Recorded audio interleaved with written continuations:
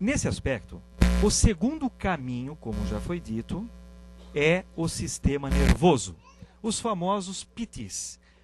Só que, quanto mais longo o processo de depressão, ele pode criar alguns estados nada agradáveis que podem gerar, além de neurose, algumas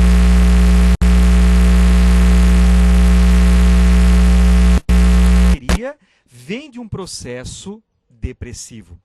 E é aquela carga de energia psíquica que, em vez de escolher esse ou aquele lugar, ela foi parar onde? No sistema nervoso. Um outro caminho, que é o terceiro e último caminho, que essas energias psíquicas e nossos conflitos interiores acaba seguindo, é a própria psique, ou seja, a própria mente humana. Como assim? Já vimos que a enxaqueca é uma doença que não é física, é um processo conversivo, ou seja, é um conflito psíquico mal resolvido ou não resolvido, que acaba desencadeando uma força, uma energia muito forte, que acaba saindo, extravasando e batendo no nosso corpo. E ela volta em forma da chamada dor de cabeça. Então vejam, se ela vai para o corpo, se ela vai para o sistema nervoso e se ela volta também para a própria psique, nós estamos falando aí de criar neuroses. As mais famosas são as neuroses fóbicas. São aqueles medos de sair de casa, medo de andar na rua, medo de falar com pessoas, medo disso, medo daquilo outro. Tem pessoas que não conseguem andar em elevador, tem pessoas que não conseguem ficar numa sala fechada, outras não conseguem andar de avião. Enfim, tem neurose fóbica para todos os gostos. Aliás, deveriam vender isso no supermercado. Por quê? Porque é mais fácil. Nós vamos lá na prateleira do supermercado, escolhemos o tipo de neurose que nós queremos e nós compramos. Assim, pelo menos, eu escolho. Ou será que, do meu conflito interior, esta possibilidade já não é escolha minha? Conscientemente, não. De forma consciente, não é escolha minha. Esta escolha é inconsciente. Como é que funciona?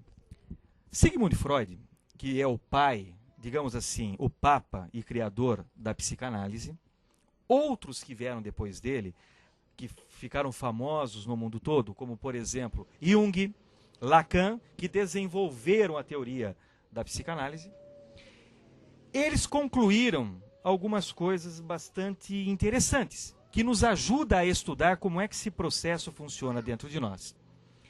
Freud, ele criou a sua primeira tópica e depois ele criou a primeira tópica da psique humana. E tópica vem do grego topos, que significa lugar. Para melhor explicar para a gente, ele chamou de lugar, como se aqui na nossa mente tivesse lugar. Ou seja, como se na nossa mente nós tivéssemos uma sala, outra sala e mais outra sala e daí por diante.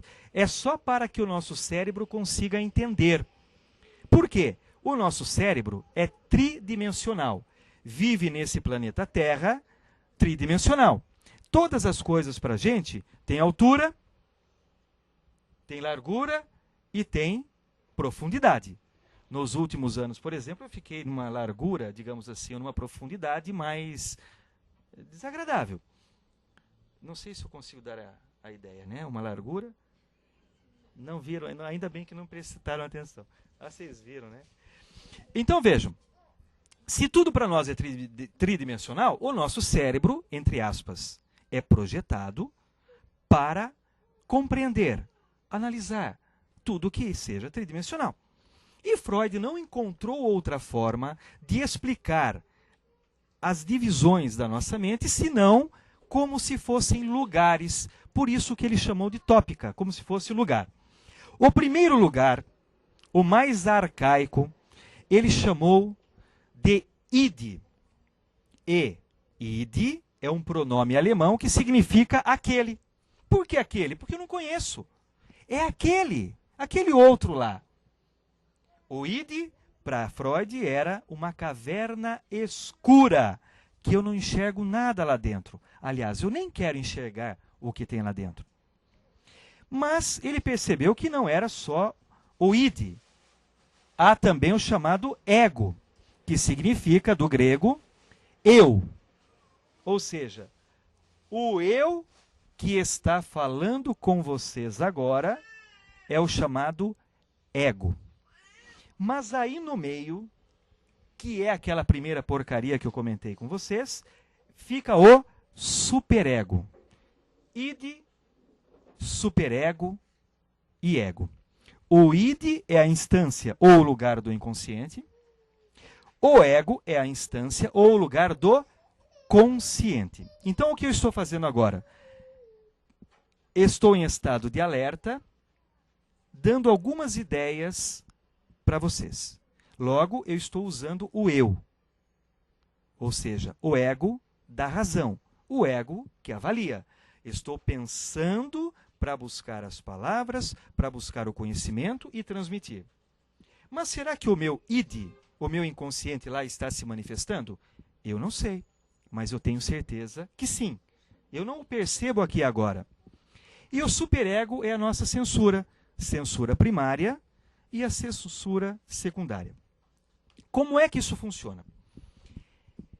Nós vivemos à base de pulsões. E essas pulsões são de energia psíquica. Ou seja, o id, o inconsciente, ele vai ficar jogando, bombardeando pulsões de energia que poderão ou não atingir o ego para nos forçar a agir, a nos satisfazer, a realizar desejos. Por exemplo, uma criança pequenininha, de mãozinha dada com a mamãe, passa na rua e olha no quintal de uma casa qualquer e vê lá um pé de amoras. Amoras lindíssimas, deliciosíssimas. Eu, quando criança, eu adorava comer amoras. Vocês já comeram amora? É gostoso? Não é uma delícia? E aquela menininha, aquela criancinha, quer muito ir lá e pegar e comer amora. O id está falando para ela, vai lá, pega e realize o seu desejo. Coma a amora. Mas o ego dela, que é o consciente, ele também quer. Mas aí a mãe vem e puxa ela e fala, nós estamos com pressa, vamos embora. E ela vai embora com aquele desejo reprimido. Do quê? De comer amora. É claro que isso é só um exemplo para nós termos uma ideia de como funciona. Ela não realizou o desejo dela. O ego está satisfeito ou insatisfeito, gente? Insatisfeito? O ego está insatisfeito. E o id, que mandou a pulsão, vai comer amora que é gostoso, ele está satisfeito ou insatisfeito? Insatisfeito. Então nós temos as duas instâncias, o chamado id, inconsciente, e o chamado ego, consciente, os dois estão insatisfeitos. Dessa insatisfação, e é claro que é só um exemplo, em nossa vida acontece de tudo que nós pudermos imaginar. Tudo. Dessa insatisfação, nós podemos resolver ou nós podemos não resolver. Se nós não resolvermos essa insatisfação, que foi a falta de comer amora, vai haver um conflito interno. E isso vai me incomodar. E isso vai mexer comigo.